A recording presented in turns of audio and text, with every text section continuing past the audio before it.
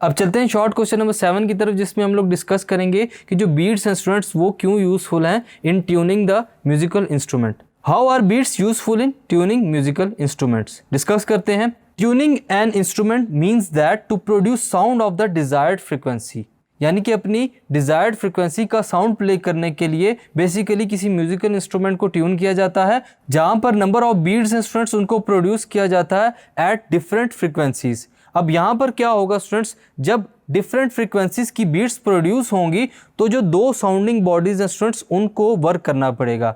इसी दौरान जो हमारे पास स्टूडेंट्स बीट प्रोड्यूस होती है, इसी वजह से हम लोग जो डिजायर्ड फ्रीक्वेंसी है उसको अचीव कर सकते हैं। In order to tune a musical instrument, अगर हम लोग म्यूजिकल इंस्ट्रूमेंट के ट्यून करने की बात करते हैं, एक स्टैंडर्ड इंस्ट्रूमेंट है स्टूडेंट्स जो कि नॉन फ्रीक्वेंसी का होगा, उसको लिया जाता है और उसको टुगेदर साउंड करवाया जाता है किसके साथ, अनट्यून्ड म्यूजिकल इंस्ट्रूमेंट के साथ। एक ऐसा म्यूजिकल इंस्ट्रूमेंट जिसको आप ट्यून करना चाहते हैं और एक ऐसा इंस्ट्रूमेंट जो कि नॉन फ्रीक्वेंसी का हो, इन दोनों को आप जब आपस में सेम फ्रीक्वेंसीज के साथ साउंड करवाते हैं, एक ट्यून्ड है और एक अनट्यून्ड है, तो इसकी मदद से क्या होता है स्टूडेंट्स, बीट्स प्रोड्यूस होती हैं। In this way the number of beats are adjusted to 0 so that the frequency difference is 0। तो यहाँ पर क्या किया जाता है, बीट्स को प्रोड्यूस करने के लिए दोनों की जो बीट्स का नंबर है स्टूडेंट्स उनको एक बार 0 पे एडजस्ट किया जाता है ताकि दोनों की जो फ्रीक्वेंसी डिफरेंस है वो 0 तक आ जाए।